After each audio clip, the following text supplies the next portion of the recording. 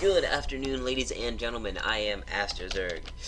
Okay, in the top left-hand corner, we have Micromancer.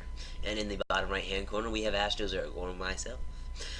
So, this is King Sejong Station, which is known to be more of a Terran-favored map.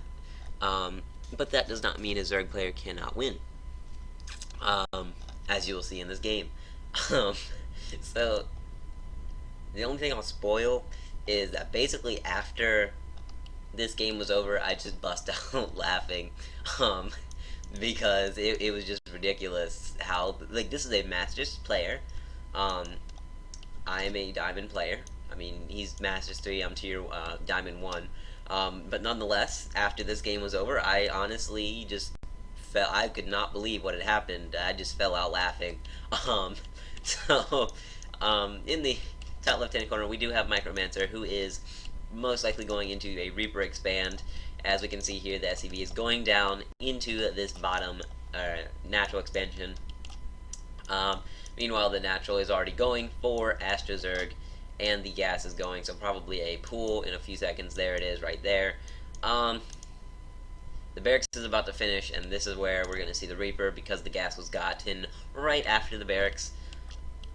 And that SCV, oh, okay, the SCV was actually going to scout, which is a little different. Most of the time, the Terran player will end up sending their Reaper as their first scout instead of a SCV, because the whole point of the SCV, the Reaper, is to do the scouting that an SCV would do, whereas this SCV is going to come in and a Reaper, so that's a little different. But meanwhile, we do have the orbital down, no mules being called down or anything like that.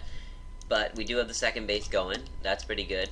Meanwhile, the Zerg players getting a few minerals going up and gonna get the queens and the lings and the boost and all that stuff. This SCV is trying to hide. I don't know why. I can't really do much. But we have the Reaper coming. We have Zerglings coming, and they are probably going to come out at the same time. That is what this build is used for as a Zerg player. You basically get your first 4 lings out as soon as that Reaper comes into your ramp. I mean, he could have been there a little bit earlier, but either way, you can see here, literally as soon as this Reaper comes up, these lings are here. So we're going to see some Reaper micro, some ling micro. This is a bad spot for the Reaper because he can get surrounded, and he gets surrounded. And he's dead.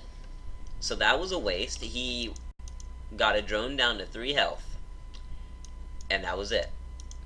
So basically, everything he could have done in the meantime, all that micro, that 3 seconds of micro could have been spent doing many other things.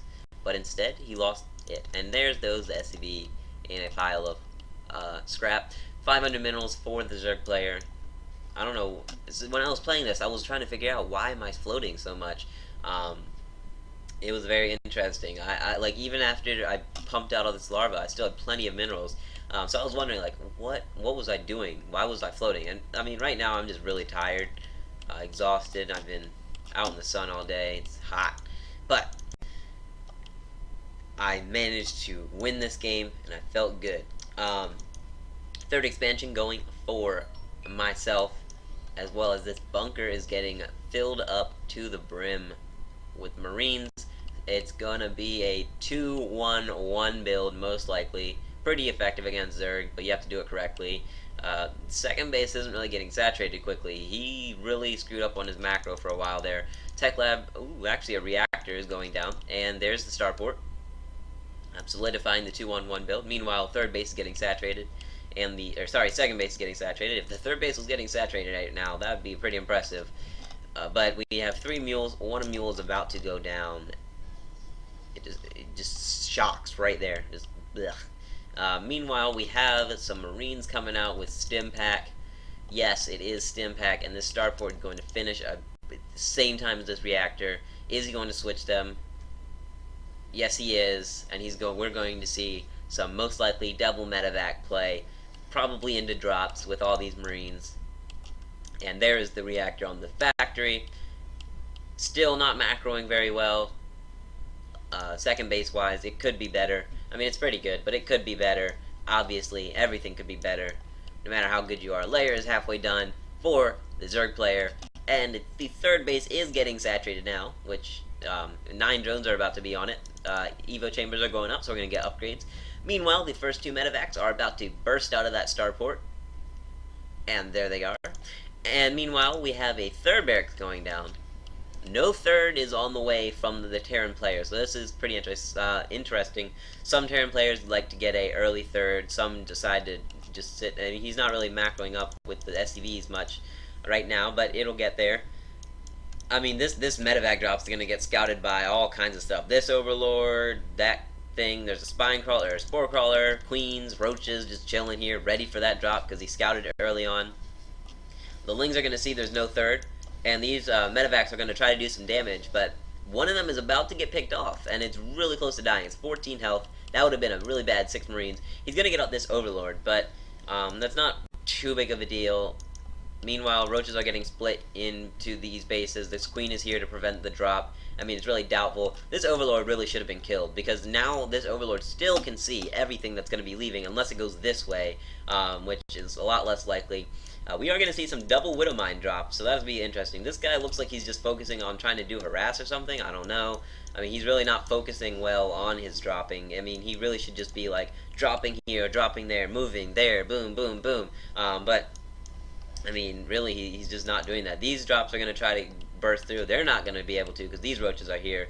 This drop is going to try to come through. There's a spore crawler here, which means it can also detect these Widow Mines. The reason I put those spore crawlers there was because I was expecting maybe some possible liberators. Only 4 drones go down there. Meanwhile, these Marines are getting cleaned up. Really not a good idea to be doing this. The queen is over here still picking off medevacs. It should be probably targeting these two instead of that one, but it does not matter. This whole entire dropping is going to get cleaned up. Only one medevac is really going to keep its load.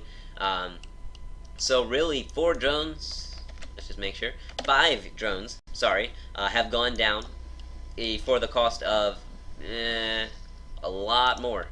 So that was really ineffective trading. Meanwhile, second base is saturated. +1/+1's almost done, for both sides actually, but for the Zerg a little bit faster. Meanwhile, getting a 4th base going down as the 3rd base is saturated. These Marines are going to run around trying to probably pick off Overlords, and we have more drops coming in, is what it looks like. I'm not really agreeing with what this player is doing, Micromancer is doing right now. He should really have gotten a 3rd base going. It should be getting saturated right now. Instead, he's just focusing purely on these drops. He knows they're not doing much damage because they're getting scouted as soon as he sends them out. Again, this drop is not going to do much because there's the split, and one Marine dropping at a time is not going to do anything, especially with spores / queens hitting at them. He's going to send a drop around here. This isn't going to do anything. These Ravagers could easily pick off these medevacs. This is going to be a terrible trade. These medevacs are going to drop in. A queen is going to start shooting at them. Meanwhile, he's dropping in here. These Ravagers are going to throw down the biles on the mines. The mines are going to activate, but unfortunately, not enough damage is going to be done there. These medevacs are just sitting here, and that is game. There's the GG. What even just happened there? I must say, after that game, I literally, for about a minute and a half, just could not stop laughing. I was just shocked. I did not do a single thing. When I was playing the game, since I was so tired, I'm numb, I can't feel much right now, and I was just like, I just won that. And it did not feel like I did anything. The Terran player, excuse me, the Terran player pretty much screwed himself up with those drops and didn't get anything done with any of them. After the first drop, he should have just stopped doing those and gone back and macroed up, because I mean, he's got 1,000 minerals and he's got nothing to do with them because he doesn't have a 3rd. So I mean, just if you're a Terran player and you want to drop and you want to be like, oh, I'm gonna be all aggressive and stuff, make sure you do it correctly. Don't screw it up. If you see that you're obviously not going to get much damage done if you don't get much damage done with the first drop, yes, you can technically try to do a double drop and one in each base or something. But if it's obvious they have a spore crawler and armies in both bases, don't drop, because stuff like this will happen where all your army gets destroyed one by one, literally, because I mean, medevacs here got picked off by the queen. These roaches were ready. The roaches were ready down here. I mean, it was obvious he was ready for them. It's just a bad idea to drop there. So just keep that in mind if you're going to play Terran. If you're going to play Zerg, you can see here basically how to deal with any dropping. This is a really good map to defend against dropping because of the fact the bases are really close together. A map like Galactic Process, that's a little bit harder to drop on because of the fact, it's a little bit better to drop on because of the fact that first and the third, there's such a large distance between them. Even if you split up, it's still going to be a little bit harder. But anyway, I am Ashtazerd from YGG Gaming. Thank you for watching. Let me know if you liked it in the comments below. Subscribe and or like/dislike. And see you next time.